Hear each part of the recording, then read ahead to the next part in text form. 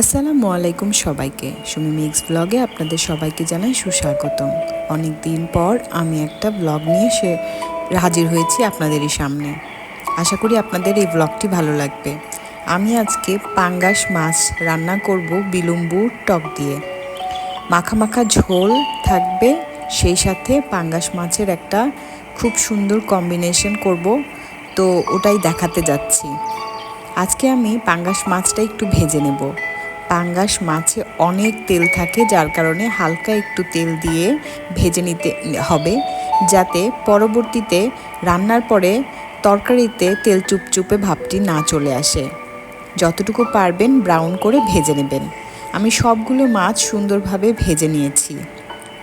এই যে দেখতে পাচ্ছেন, চলে এসেছি ভাজার পর।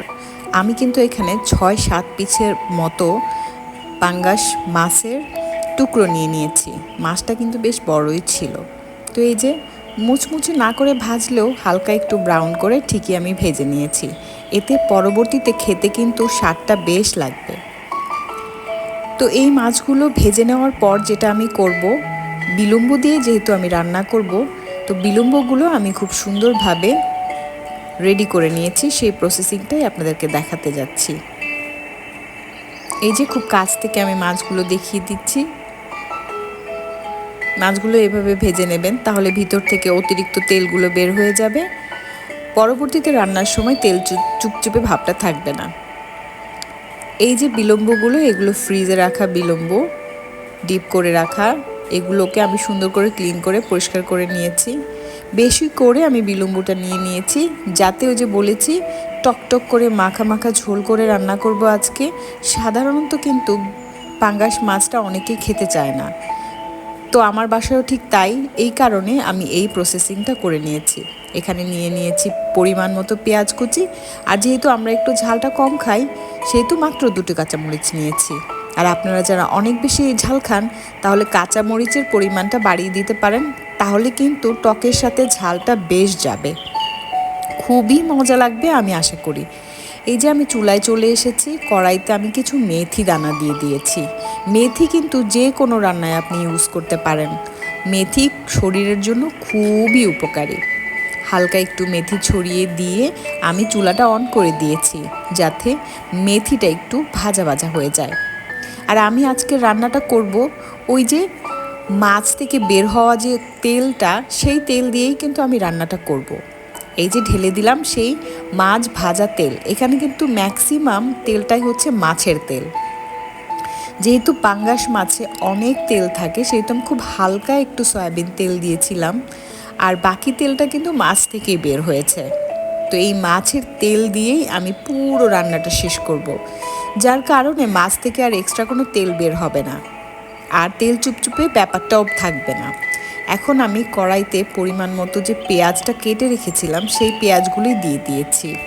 হালকা একটু ব্রাউন করে ভেজে নেব। এই পেঁয়াজটা একটু ইন্ডিয়ান পেঁয়াজের মতো ফ্লাফি হয়ে থাকে। ভাজার সময় খেয়াল রাখবেন, যারা নতুন রাঁধুনি আছেন তারা একটু দাঁড়িয়ে থেকে সময় নিয়ে ভাজা ভাজা করে নেবেন। এটার একটা সাইড এফেক্ট হলো চট করেই খুব কালচে হয়ে যায়, আর না হয় অনেকক্ষণ ধরে ভাজা ভাজা করতে করতেও ব্রাউন কালারটা আসে না। তো যদি ব্রাউন কালারটা আসে তাহলে চট করেই চলে আসে, তো সেক্ষেত্রে অবশ্যই চুলার কাছ থেকে সরা যাবে না।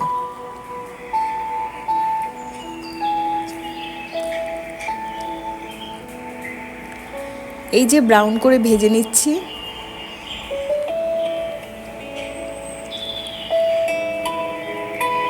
এখন আমি একটা মশলা তৈরি করে নিয়েছিলাম, সেই মশলাটা দিয়ে দিলাম। এখন এই মশলায় কি আছে, এই মশলাটাতে আমি ইজিভাবে রান্না করার জন্য আপনাদেরকে দেখানোর জন্য একটা ছোট বাটির মধ্যে নিয়ে নিয়েছিলাম পরিমাণ মতো লবণ, হলুদ গুঁড়ো, মরিচ গুঁড়ো, ধনিয়া গুঁড়ো, জিরা গুঁড়ো, আদা বাটা এবং রসুন বাটা। এখন আমি ঠিক ওই বাটিটার মধ্যে হালকা একটু গরম পানি দিয়ে ধুয়ে পানিটা দিয়ে দিয়েছি। রান্নাটা কিন্তু খুব সহজ, খুব ইজি এবং খুব দ্রুত হয়ে যাবে। যারা চটপট রান্না করতে চান, ছাই ঝামেলায় যেতে চান না, তারা এই রান্নাটা ফলো করতে পারেন। এই যে 2বার আমি সুন্দরভাবে মশলাটাকে কষিয়ে নিয়েছি, দেখতে পাচ্ছেন। পেঁয়াজগুলো কিন্তু একবারে ঝলসে যায়নি, আবার খুব বেশি ব্রাউনও হয়নি। তেলটা উপরে চলে এসেছে, আমি কোনো এক্সট্রা তেল ইউজ করিনি। এখন যেহেতু এগুলো ফ্রিজের বিলম্ব মানে ডিপে রাখা বিলম্ব, সেক্ষেত্রে আমি এখন এগুলো একসাথে দিয়ে দিব। একটু মশলার সাথে গড়িয়ে নিয়ে আমি মাছগুলোকে একসাথে দিয়ে দিব। আর অন্যথায় যাদের কাছে একদম তাজা বিলম্ব আপনারা ব্যবহার করবেন, তারা যদি ডিপে না থাকে তাহলে একটু আগে এই পর্যায়ে দেওয়ার পরে একটু ভাপ দিয়ে দিবেন, কারণ মাছটা কিন্তু অলরেডি ভাজা। আর এই ডিপে রাখা বিলম্ব কুকড হতে বেশি সময় লাগে না বলে আমি সব কিছুই একসাথেই দিয়ে দিয়েছি। মনে করতে পারেন এখনই আমার রান্নাটা হয়ে যাবে। এই যে আমি চেষ্টা করছি মাছগুলোকে সুন্দরভাবে বিছিয়ে দেওয়ার জন্য, যাতে ঝোল দিলে খুব সুন্দরভাবে পুরোটা কড়াইতে পরিমাণ মতো হয়ে যায়। আমি এই রান্নাটা মাখা মাখা ঝোল করব, আধো আধো ঝোলে থাকবে, যেহেতু এটা বিলম্বুর টকের মতো করে রান্না করছি। পাঙ্গাস মাছটা খুব একটা বেশি সবাই খেতে চায় না আমার বাসায়, তবু মাঝে মধ্যে নিয়ে আসা হয়। তখন আমি একটু ডিফারেন্ট ওয়েতে রান্না করার চেষ্টা করি, যাতে খেয়ে সবাই তৃপ্তি পায়। পাঙ্গাস মাছটা খুবই কমন একটা মাছ আমাদের দেশে।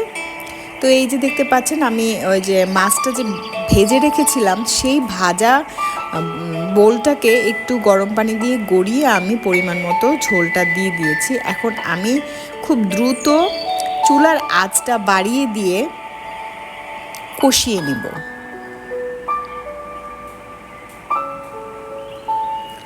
মাছটাকে কষিয়ে নিব, একবার হালকা পাক উঠে গেলে পরিমাণ মতো আপনারা যে যার মতো ঝোল দেওয়ার দিতে পারেন, কোনো সমস্যা নেই। কেউ একটু বেশি ঝোল দিবেন, কেউ একটু কম ঝোল দিবেন, কোনো সমস্যা নেই। কিন্তু আমি একটু মাখা মাখা করেই আজকে রান্নাটা করব।